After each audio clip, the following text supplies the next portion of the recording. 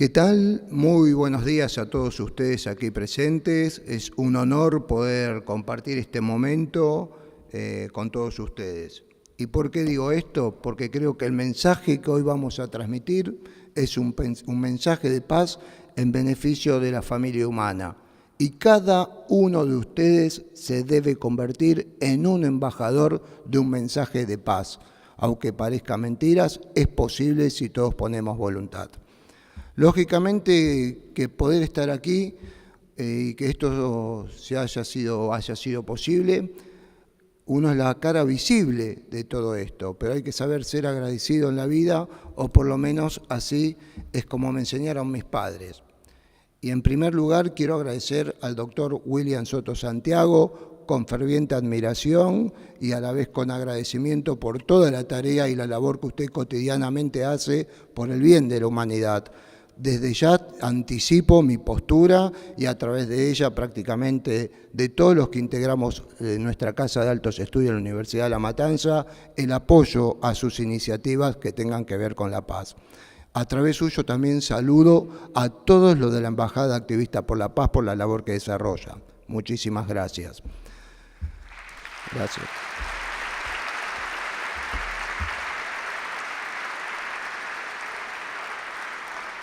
Muchas gracias. Parece sencillo, pero uno se tensa igualmente cuando está aquí, por más que tenga una costumbre de sobrellevarlo. Pero también quiero agradecer a todo mi equipo de colaboradores, porque yo soy la cara visible, como he manifestado: Gladys, Liliana, Eduardo, Matías Precedo, Ezequiel, un grupo humano maravilloso, con el cual nosotros, como bien dijo Matías Precedo, capacitamos cotidianamente y en forma transversal a 50.000 alumnos en una universidad que está en una zona que todos los que somos argentinos conocemos, una zona con muchas necesidades. Y justamente la universidad trae educación y trae esperanzas.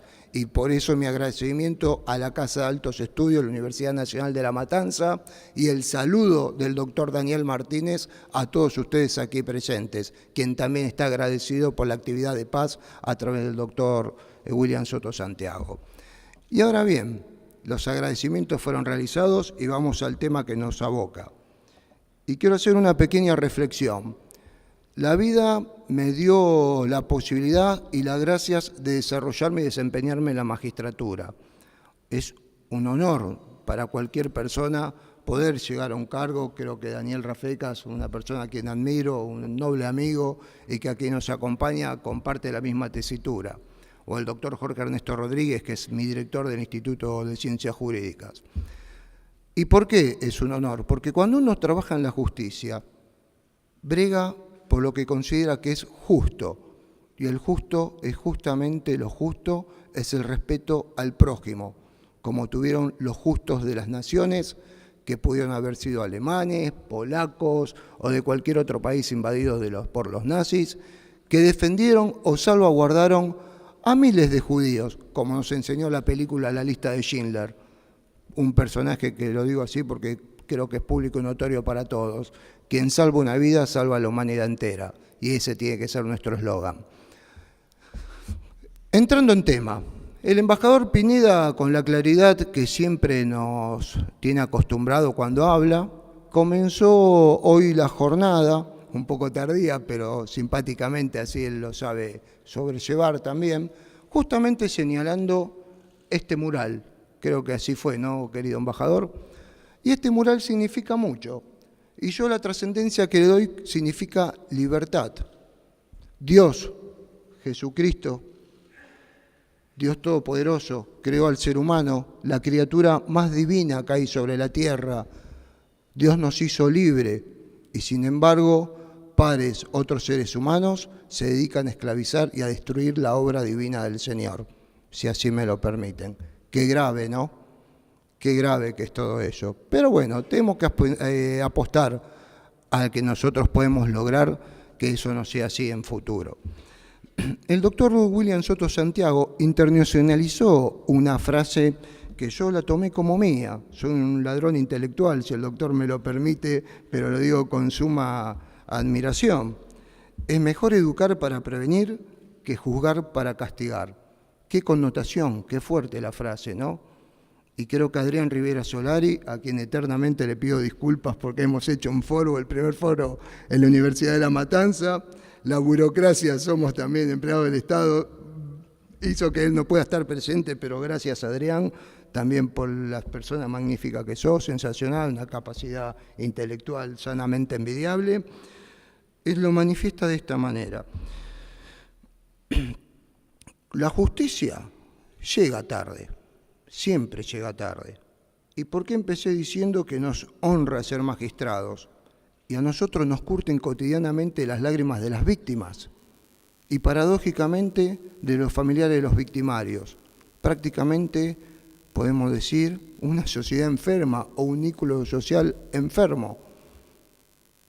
Un núcleo social necesitado, quizás de que algunos pongamos el hombro, podamos escucharlos, pero cuando uno va bregando o profundizando esa cuestión, hay una cuestión cultural educativa detrás, que no hizo mella, más allá de que algunas personas a veces salen complicadas en la vida y por eso existe Freud con su sabia ciencia, ¿no?, de la psicología.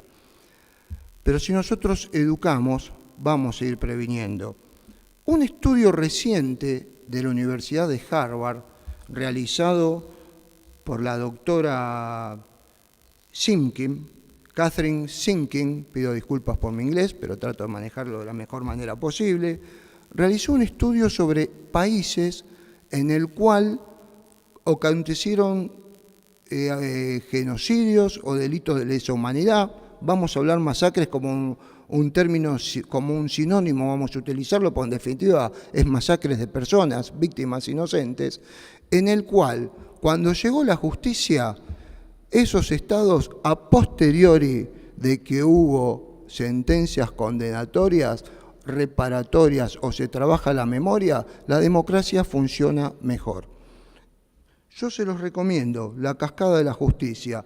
Es reciente el estudio y de una prestigiosísima universidad como la de Harvard, con todas las paradojas del destino. Hablamos de Harvard, hablamos de Estados Unidos y hablamos de un Estado que hizo mucho para parar las grandes masacres que acontecieron en un Estado que admiro, bellísimo sus personas, la naturaleza tuvo las gracias con la República de Bosnia-Herzegovina, pero que por cuestiones inentendibles miles de personas perdieron la vida por tener distintas ideas políticas, distintos credos religiosos. Qué tremendo, ¿no? Hablamos de Dios, de la creación, y nos destruimos por la religión o nos destruimos por ideas distintas. Qué sencillo que es lo que estamos haciendo acá. Somos prácticamente factores de poder en cada estado donde trabajamos.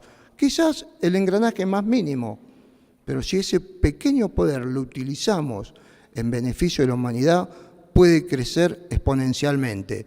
Y en este sentido, justamente, habla Catherine Simkin, cuando habla que la justicia es tardía, pero la cascada de la justicia a través de sus sentencias reparadoras tiene que llegar en la sociedad. O sea, que la justicia sirve como prevención, pero tardíamente, y es necesaria, y así lo sostenemos. Otros métodos, la diplomacia que uno puede tomar. La diplomacia, la cual admiro, soy un diplomático fracasado, frustrado, me encantaría hacerlo, pero bueno, como ven yo utilizo lentes, la presbicia me llegó tempranamente y es tarde en mi vida, pero soy agradecido de lo que hago, pero siempre admiré la diplomacia buena, la diplomacia buena. Argentina se salvó de un primer conflicto con la República Hermana de Chile, un pueblo hermano, en el año 1978, cuando ya las dictaduras sudamericanas bregaban para tapar los crímenes cometidos justamente por razones políticas. Si Lenkin pudiese escuchar cuando han sido cometidos, habrá dicho: si la humanidad o las Naciones Unidas hubiesen puesto la definición de genocidio que yo elaboré, realmente habría otra cascada de justicia. Pero bueno, no llegó, quedó como politicidio y gracias a Dios hoy jueces como Daniel Rafecas llevan adelante causas de mucha importancia para reparar justamente estas brechas de delitos contra la humanidad. También hay diplomacia que uno debe estudiar y que fue nefasta en algunos acuerdos que han llegado. Y permítanme muy poquitos recordarle. No es una crítica, no quiero que se tome como una crítica, sino como un espacio de reflexión, como nosotros debemos tomar esto como materia de estudio y análisis para poder abocarnos a un futuro. Y hubo algunos acuerdos que fueron degradables justamente para las condiciones humanas, para los grupos de pertenencia, para las etnias. Uno de ellos, si me permiten, fue una de las consecuencias directas de la Segunda Guerra Mundial, tema que magníficamente ya expresó Daniel Rafecas y cual no voy a tratar y voy mutando lo que había preparado. Uno es el Tratado de Versalles de 1919. Por el Tratado de Versalles se trató de eliminar a Alemania del sistema. ¿Cómo hacemos para eliminar un Estado? ¿Culpable o no culpable? No todos son culpables. Reitero, las primeras víctimas en Alemania fueron los alemanes. Hay muchos justos de las naciones alemanes. Las primeras víctimas del califato son los chiitas, un grupo musulmán de pertenencia. Por eso no todos los alemanes fueron culpables. Sí, la ideología nazi fue un desastre. Eso lo tenemos que tener presente. Y esto trajo como caldo de cultivo el Tratado de Versalles, el nacimiento del peor partido que tuvo idea en existencia de la humanidad, que fue el nacionalsocialismo comandado por Adolfo Hitler, basadas en tres premisas, en Volk, en Reich, en Führer. Ya sabemos lo que significa: un pueblo de pureza racial, un imperio con espacio territorial y un Führer, lo que el líder diga es ley. Así le fue a Alemania de la posguerra.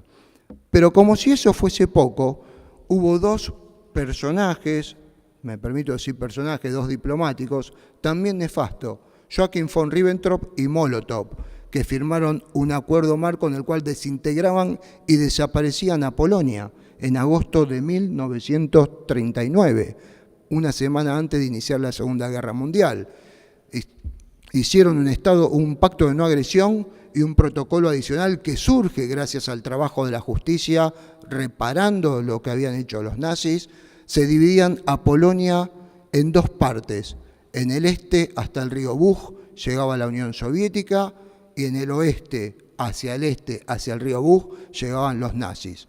Esa es la justicia mala, como yo digo, o errónea. Y me quedó pendiente un pacto que a mí en lo íntimo me toca porque, bueno, yo también soy en parte italiano, así por lo menos mis padres han venido de allí como consecuencia de una de las cuestiones más graves que tuvo la humanidad, que fue la Segunda Guerra Mundial. Llegaron pobres y aquí está el producto de lo que los inmigrantes supieron hacer, y les agradezco a ellos. Y fue justamente en 1938 cuando desintegran la República Checa, y estuvo Mussolini presente, también Gran Bretaña, Francia y los nazis encabezados por Hitler. Todos tuvieron culpa. Lógicamente, las responsabilidades son distintas y uno debe juzgar por esas responsabilidades. Como dije, Argentina y Chile no tuvieron la guerra gracias a la intervención de la diplomacia vaticana con Zamoré, Antonio Zamoré encabezando ello, o sea que esa es la diplomacia buena, o la diplomacia encabezada por Clinton y su secretario de gobierno en ese momento, cuando lograron la paz de Dayton en 1995, que trajo aparejada el fin de todos los conflictos internos en el territorio bosníaco, pero en la mesa se sentaron 3 personas acusados de crímenes de guerra, o sea, los 3 sectores involucrados.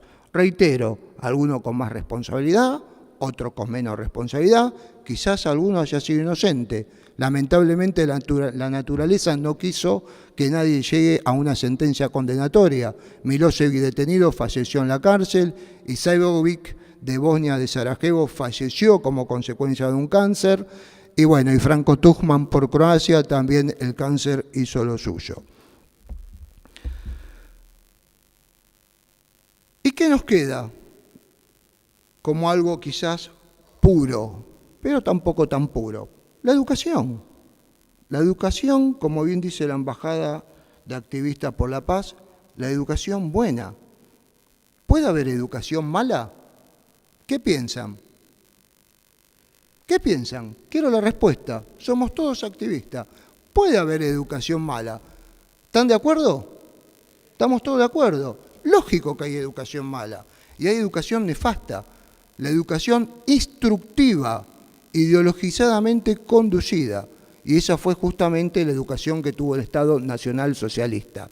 Yo siempre sostengo que el poder se puede adquirir por la fuerza, por las Fuerzas Armadas, por las policías, por un grupo guerrillero terrorista que llegue al poder y lo ejerza, pero no puede penetrar en las voluntades de los que están sometidos. Pero la educación sí. Y el Estado nazi con eso supo jugar. Lo primero que hizo Adolfo Hitler fue cooptar la educación a través de su ministro Bernhard Rutz. ¿Y de quién dependía Bernhard Rutz como ministro de Educación? Paradójicamente, de las otras variables de ajuste que puede tener un Estado para poder acaparar el poder. Era una dependencia, una secretaría hasta que se confirmó o se convirtió en un rango ministerial, dependía del Ministerio de Propaganda a cargo de Joseph Goebbels. O sea, ya tenemos propaganda infectada de antisemitismo y ya tenemos una instrucción educativa también basada en el antisemitismo y en el expansionismo. Lógicamente, el 5 de mayo de 1933, les estoy hablando a pocos días o a pocos meses de haber asumido el poder el nazismo, y como bien dijo el magistrado colombiano, a un mes escaso y medio de haberse creado el campo de concentración de Dachau, dice que los judíos solamente quieren hacer algunas actividades que son beneficiosas para ellos y para tomar premios Nobel, pero que no va en beneficio del folk alemán. Y ahí ya marca a sus alumnos y a sus profesores la tendencia que ellos tenían que seguir. ¿Cómo va a concluir? 5 días después, entre Goebbels y Rutz, queman todos los libros en Bebelplatz, adelante de una prestigiosísima universidad que es la de Humboldt, en pleno corazón de Berlín y muy cerquita de la puerta de Brandenburgo, que justamente es un sinónimo de libertad como este cuadro. Cuando todos vimos que ha caído el muro de Berlín, se convirtió en una insignia de libertad para la humanidad. Preparaban los nazis la educación, como dije, para expansionismo y racismo, pero después de los 14 años pasaban a integrar las juventudes hitlerianas de Falun Gong y Shiraz, y una vez ingresaban las juventudes hitlerianas tenían una instrucción militar. Con esa instrucción militar ellos iban a tomar los territorios aledaños o los que los nazis se proponieran justamente conquistar. Esto es la educación mala. Estos son los errores de la educación por implementar un marco ideológico excluyente.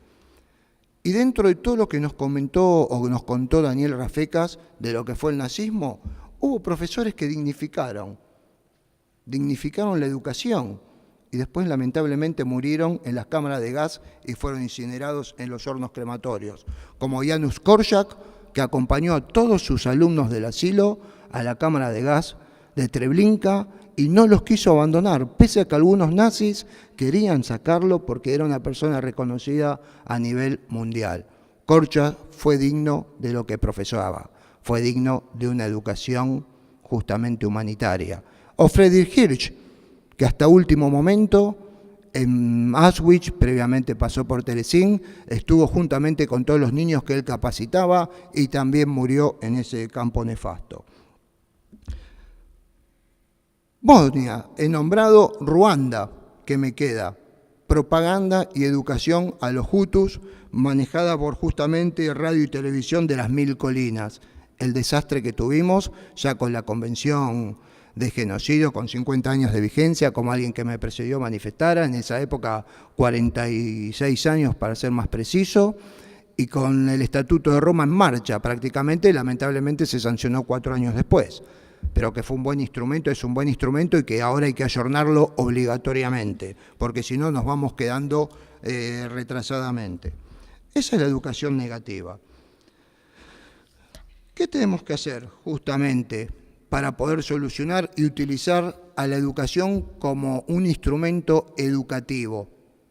Y en los últimos 4 años hay como una especie de revolución dentro del ámbito de la UNESCO, que pertenece a la Organización de Naciones Unidas, en el cual se están dando cuenta que la mejor forma de prevenir pacíficamente sin utilización de las armas es la educación. Explicamos lo que es la educación mala, pero puede haber una educación plena. ¿Qué trae la educación buena? Una educación simétrica universal como único medio pacífico. Trae libertad, trae libres pensantes, trae posibilidades, trae reinserción. Y el que quizás carezca de una capacidad que sea libre para poder instruirse, lo debemos ayudar como sociedad, contenerlos y agregarlos en el sistema, no marginarlos. UNESCO está trabajando muy bien, reitero, en el 2010 justamente a través de una organización no gubernamental como las que hoy nos convocan, como la organización, como la Embajada de Activistas por la Paz. Realizó una tarea muy inteligente en la cual estuvieron colaborando jueces, académicos universitarios, distintos grupos internacionales. Y bueno, para paradoja mía, me he encontrado que ellos también abogan por un protocolo transversal educativo en todos los estados libres y mancomunados. Yo creo que es la mejor solución que podemos dar. La República Argentina, a través de las resoluciones de Naciones Unidas, puso como enseñanza obligatoria, que ya nos explicó Matías, la enseñanza de la Shoah como paradigma de genocidios, sin dejar de lado otros genocidios como el armenio, el de Ruanda, el de Bonia y todo lo que ya nombrara, Camboya o los que me han quedado sin mencionar. Y también introdujo en tema comparativo lo que nos ha acontecido aquí en la República Argentina. Uno no es que va a comparar cuál fue más grave o menos grave. Para una madre la pérdida de un hijo creo que es única, para toda sociedad es única y el drama está hecho y es insolucionable. O sea que en ese sentido no hay que compararlo, pero sí lo podemos comparar como foco y efecto para estudiar y para prevenir lo que fueron estos crímenes masivos. ¿Cuál es la propuesta que a mí me interesaría entonces para ir cerrando, porque el tiempo es tirano y estamos un poco apurados hoy con los tiempos?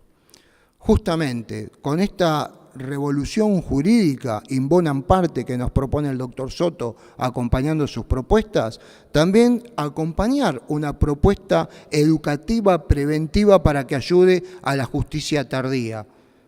Y en ellos no solo la ley alcanza, sino después debemos controlar la aplicación de la ley. ¿Y cómo la vamos a comprobar? Justamente evaluando a los docentes y a los jóvenes que estudien algunos programas humanísticos en manera transversal en los distintos estados. Me ha sorprendido cuando tuve la oportunidad de ir a Paraguay a capacitar un trabajo que hicieron unas docentes de Bolivia que han presentado a la Embajada Activista por la Paz un protocolo de aprendizaje. Yo creo que en ese camino tenemos que ir. Alcanzar a la UNESCO al menos 5 puntos o 6 puntos que se pueden elaborar para futuros convenios o congresos o foros. Y a partir de ese protocolo, aplicarlo a todos los adheridos a Naciones Unidas como educación elemental básica y que podamos controlar que la aplicación sea cierta y efectiva.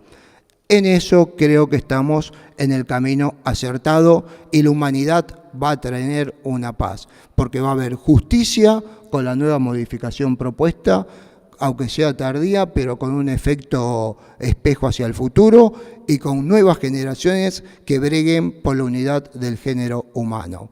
Muchísimas gracias a todos ustedes, gracias por acompañarnos y mi admiración eterna a todos los presentes. Muchísimas gracias.